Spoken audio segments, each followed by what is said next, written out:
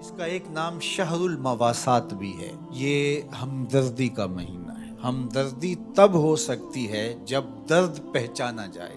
ہمدرد وہی ہوتا ہے جو درد سے گزرا ہو۔ تو جس شخص نے کبھی تکلیف دیکھی نہیں، بھوک دیکھی نہیں، پیاس دیکھی نہیں، تو اس کو پیاس اور بھوک کی کلفت کا اور اس کی اذیت کا، اس کی تلخی کا اور اس سے پیدا ہونے والی بے چینی کا، اضطراب کا کیسے اندازہ ہو سکتا ہے۔ تو ہمارا رب آسودہ حال لوگوں کو بھی اور تمام لوگوں کو بھی اس مشق سے عملاً گزار کے بتاتا ہے کہ بھوک کیا ہوتی ہے، بھوک میں بلکتے بچوں کی حالت کیا ہوتی ہے، پیاس سے تڑپتے ہوئے جاں بلب لوگوں کی صورت کیا ہوتی ہے۔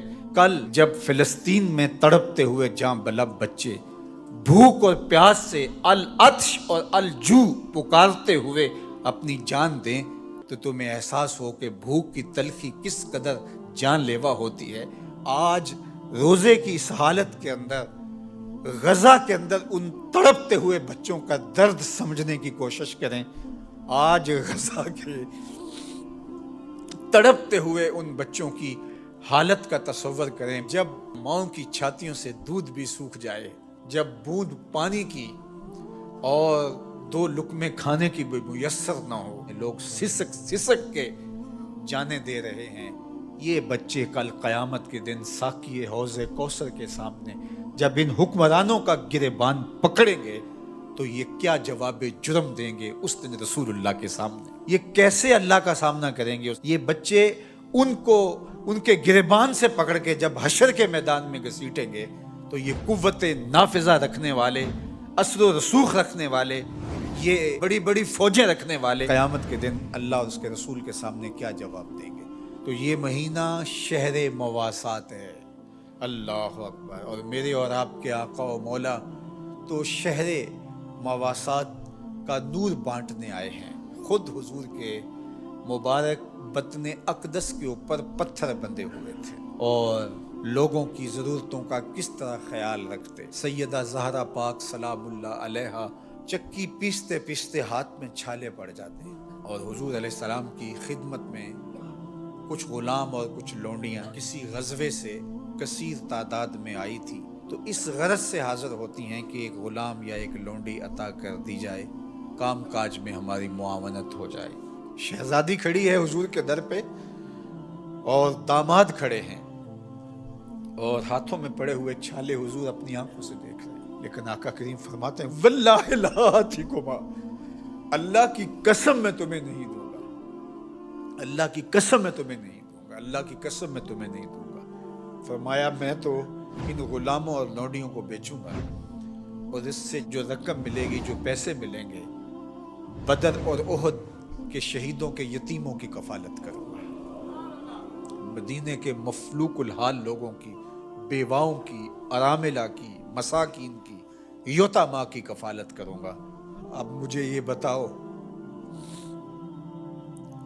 کہ مدینہ المنورہ میں بدر اور احد کے شہیدوں کے یتیم بچوں کا، مفلوق حال لوگوں کا، اراملہ، مساکین، یتاماں اور مدینہ کے غرباء کا حضور کو اتنا خیال ہے کہ اپنی بیٹی کے ہاتھ پہ چھالے ہیں اور حضور اپنی آنکھوں سے ملاحظہ بھی فرما رہے ہیں، لیکن کہا کہ میری شہزادی تکلیفیں سہ لے گی لیکن ان کی ضرورت مقدم ہے۔ آج غزہ کے یتیموں کے لیے گنبد خضرہ میں حضور کا دل کس طرح تڑپ رہا ہوگا۔ تو سیدہ زہرا سلام اللہ علیہا کا تصور آتے ہی امت کے لیے جو ان کا درد ہے، اللہ اکبر، وہ ساتھ ہی یاد آتا ہے۔ وہ شہزادی کونین جن کا تصور آتے ہی تقدس اترنے لگتا ہے۔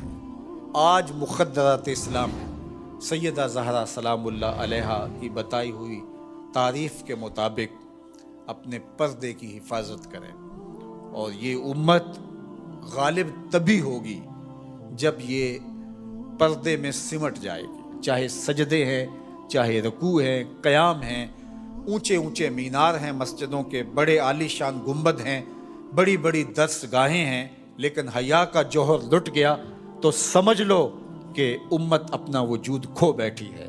میں آپ سب کو کہتا ہوں کہ یہ جمعے، یہ نمازیں، یہ روزے، یہ رسمی طور پہ نہیں ہیں. ہمیں اب عملی طور پہ ایک اسلامی معاشرت کو تشکیل دینا ہوگا. ہمیں رویتاً اپنے آپ کو تبدیل کرنا ہوگا. میری آواز میری مائیں، میری بہنیں، میری بیٹیاں سن رہی ہیں. آپ کے نازک کندھوں کے اوپر یہ ذمہ داری ہے کہ آپ نے قوم سازی کا عمل کرنا ہے. آپ کی آغوش میں پلنے والی نسل ہی ایک صالح اور پاکیزہ نسل ہوگی. تو نہ دانی کہ سوزے کراتے تو دیگر گوں کر تقدیر عمر را. اقبال نے کہا میری بہن تو نہیں جانتی کہ جب تو قرآن سوز و گداز کے ساتھ پڑھتی ہے تو تیرے بھائی عمر کی تقدیر بدلتی. اور پھر کہا بطول باش و پنہا شو ازی اثر کہ در آغوش شبیر بگیری. اور اگر تو ماں بن کے قرآن پڑھتی ہے تو بیٹا نیزے کی نوک پہ قرآن سناتا ہے.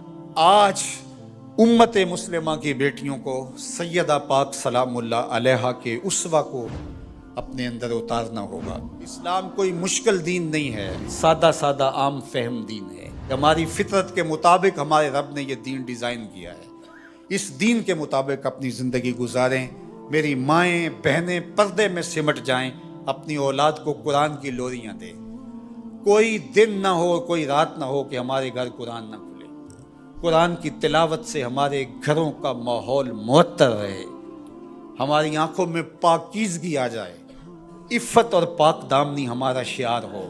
وہ غلیظ نگاہیں، وہ گندی اور مکروہ نگاہیں جو غیر محارم کو دیکھتی ہیں، قیامت کے دن آتش دوزخ میں جلائی جائیں گی. ان کے اندر آگ جہنم کی بھر دی جائے گی. وہ تقدس مآب آنکھیں جو حیا کا جوہر رکھتی ہیں، انہیں عبادات کی لذت نصیب ہوتی ہے. تو اس لیے ہمیں شرم و حیا کا جوہر پیدا کرنا ہے. خاتون سمٹ جائے پردے میں، مت مغرب کی نقالی کرے. اور یہ جو نئے نئے فتنے نمودار ہو رہے ہیں اور نئے نئے رنگ اور آہنگ پیدا ہو رہے ہیں، نئی نئی دلیلیں تراشی جا رہی ہیں اور طرح طرح کے مفکرین آ کر کے پردے کو بوجھ قرار دے رہے ہیں، ان کی بات چھوڑیں اور قرآن کی طرف آئیں. قرآن کہتا ہے یدنینا فی جلابیبہن کہ وہ اپنی اوڑھنیاں اوڑھ کے رکھیں. قرآن کہتا ہے کہ ولا تخضعن بالقول کہ جب غیر مرد سے بامر مجبوری بات کرنی پڑ بھی جائے تو تمہاری آواز میں، لہجے میں نرمی نہیں ہونی چاہیے کہ دل کا کوئی روگی اس نرمی سے تمہاری طرف مائل نہ ہو جائے. تمہارے لہجے میں کرختگی ہونی چاہیے. وہ اسلام، وہ دین آج ہم نے اپنی روحوں میں جذب کرنا ہے.